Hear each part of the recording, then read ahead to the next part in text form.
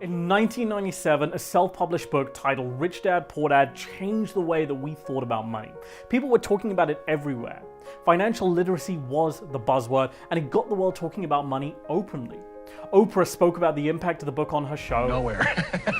Love that. And Will Smith exclaimed that he was so impressed by the book that he made his kids read it. The book raced to the New York Times bestseller list, and pretty soon it stayed there for a good while.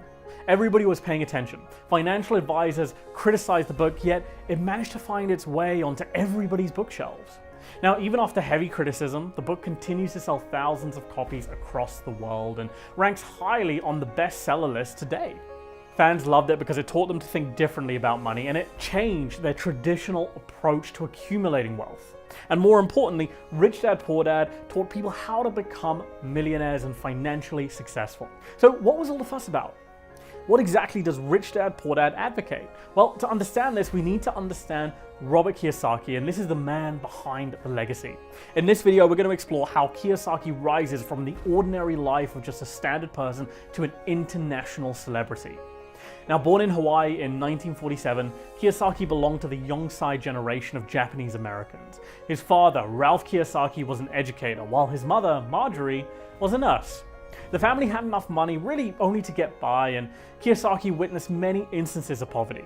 But his family earned just enough to keep going, but really Robert didn't have many luxuries growing up. His initial years, like that of any other middle-class family, we did the usual things. He graduated from Hilo High School and later attended the United States Merchant Marine Navy. Now, it was a safe route for any real middle-class teenager, but the desire to become rich still remained. He knew that he didn't want to live a life like his father's, that working hard to earn money. You see, that path was tried and tested, but it just didn't work for Kiyosaki. He recognized that his passion to become a millionaire can only be achieved if he was his own boss. So he wanted to become an entrepreneur and decided to take that route. Now, once he was discharged from his duties with honor, he wanted to learn everything there was about the trade and decided to take up a sales job at Xerox in the 1970s. So what changed? Well, according to Kiyosaki, his worldview drastically transformed when he attended the Erhard EST seminars, which focused on the ideas of personal responsibility, accountability, and possibility. Kiyosaki then realized that he was in charge of his life and that he wanted to make a fortune. He didn't want to get stuck in the grind, he wanted out of the rat race. So he took his first step in 1977 where he started his company Rippers. The company sold nylon and Velcro surfer wallets. Now, quickly enough, Kiyosaki began seeing profits in the business, and in the meanwhile, he knew that a small offbeat entrepreneurial venture really wouldn't do the trick in the long run. He made good money, but not great money. So he slowly started to invest his profits and income into real estate, hoping for a future payoff. Now, the key he knew was just to wait. Now, after a short burst of success with his first company, Rippers eventually shut down. But Kiyosaki didn't give up. His next move was to start a retail business, which specifically catered to heavy metal rock bands. Now, what he was trying to do was find a gap in the market, and this was really a risky project. So, unfortunately, the company eventually went bankrupt. Now, the third time, Kiyosaki really looked inwards. Now, remember how Kiyosaki invested in real estate? That investment eventually paid off, and the risk he took made him start to get rich. And he did it all by himself without any advice or mentoring. So he wanted to help others like him who grew up without the benefits of a wealthy person's mindset and really help them to become extremely successful. Now, to make his vision come true, he co-founded the Accelerated Learning Institute. Now, as a business education company, Kiyosaki focused on the areas of investing, personal finance, and social responsibility. And his early years and family life impacted his thinking profoundly. Now, he had noticed that the rich didn't get rich conventionally. They took risks and focused on unconventional yet legal methods of accumulating wealth. He conducted training, seminars, classes for thousands of people to help them learn more about investing the rich way, and recognizing that hard work doesn't necessarily lead to success. And unfortunately, our school systems do not teach us much about money. He even built on this train of thought and published his first book, If You Want to Be Rich and Happy, Don't Go to School. And this was in 1992. He emphasized how parents shouldn't just send their kids to college, but instead should teach them about investing in the real estate industry. Now, his radical thinking earned equal amounts of praise and criticism. Despite stirring up some widespread interest, he eventually sold Accelerated Learning in 1994. So what happened next? Now, he had something bigger planned and was working towards it. he had his eyes set on the real estate market, and this time he wanted to get into it directly and work solely for himself. Now fast forward to the year 1997, Kiyosaki launched his second financial and business education company, Cashflow Technologies Incorporated. But the biggest stroke of success for the year came from his self-published book, Rich Dad, Poor Dad, which he wrote with Sharon Lechter. The book was what set Kiyosaki apart from the world.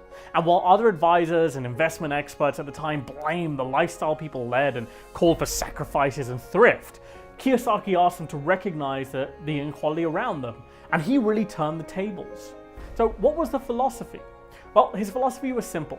He didn't think that suffering and sacrifice would change the status quo. He said that the rich are getting richer and the poor are getting poorer. So for one to get rich, they need to think like the rich. And in his case, his rich dad. Robert recalled about how he had two fathers when he was growing up. Each of the fathers had a very different attitude about money. His actual father was the poor dad who slogged all his life as an educator and eventually worked his way to the superintendent of the Hawaii State Department of Education. And despite this, he really was struggling financially towards the end of his life. And on the other hand, his best friend Mike's father was his rich dad, who was much more enterprising with his money. He was a high school dropout and lived an unconventional lifestyle, and despite not being viewed as successful, he slowly built a business empire with his shrewd investments and eventually became one of the richest men in Hawaii. Now, he continued to live a luxurious life into his later years. Growing up, Robert listened to the advice of both fathers, but eventually he knew that he wanted to follow the path of the rich dad. He dreamt of something bigger for himself. And he did exactly that. He was armed with a vision that eventually came to fruition with the release of Rich Dad, Poor Dad. And in his book, he aimed to educate others about financial literacy and the habits of rich people.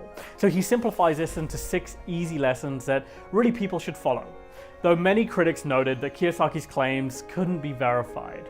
But even so, the book flew right off the shelves and ranked high in the bestseller charts around the world. You see, people were inclined towards financial literacy and they just wanted to learn more. Soon, many of the people came forward with stories about change. One of them was Paul Rogers. Rogers worked as a firefighter and earned about $48,000 a year. After reading Rich Dad, Poor Dad, he started to think differently. He knew that money was around the corner and it needed some smart changes in his life. He set up a home-based business with an investment of about $300, and with this move he gained a tax advantage and the business took off as well. In the first year of his business being incorporated, he earned about $100,000. And there are thousands of others who swear by this book, including the NFL star Richard Sherman.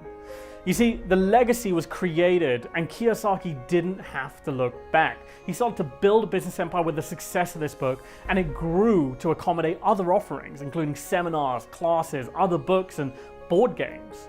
He also went on to write a bunch of other similar books, such as Retire Young and Retire Rich, Rich Dad's Conspiracy of the Rich, and even co-authored the book The Midas Touch alongside Donald Trump. However, his legacy came at a price. As he expanded his business, many people expressed their doubts over the Rich Dad seminars that were promoted by his company. And the market crash of 2008 also raised questions over Robert's focus on real estate. Now, others challenged his get-rich-quick approach to wealth, but it all came tumbling down in really August of 2012 when Robert Kiyosaki's company, Rich Global LLC, filed for bankruptcy. You see, the bankruptcy was triggered by a lawsuit from the Learning Annex, a company which helped Kiyosaki with public speaking arrangements. Bill Zanker, as the president of Learning Annex, stated that Kiyosaki allegedly failed to pay up his share of the profits that were made at the seminars. And the New York judge awarded Zanker's company $23.7 million. Now, though Rich Global LLC has gone off the market, Robert continues working through other corporations that he owns. And many economists have written Kiyosaki off. Others find his idea of getting rich without the hard work ridiculous. But despite being surrounded by economic controversy, Kiyosaki is a strong public figure to this day, and he is credited for allowing a new way of thinking about money, and remains a renowned entrepreneur of this time and this age. And he is amongst one of the best examples of creating an empire behind an idea. Rich Dad, Poor Dad has continued to hit the bestseller lists in bookstores today and has transformed thousands and thousands of lives. Not only that, he's the author of 26 successful books that have been translated in over 50 languages across the world. He continues to thrive with his personal development brand and holds a net worth of over $80 million. And his latest book, Who Stole My Pension was released in January 2020. And what's inspiring is that he's not just made money for himself, but he has also taught others to do so as well.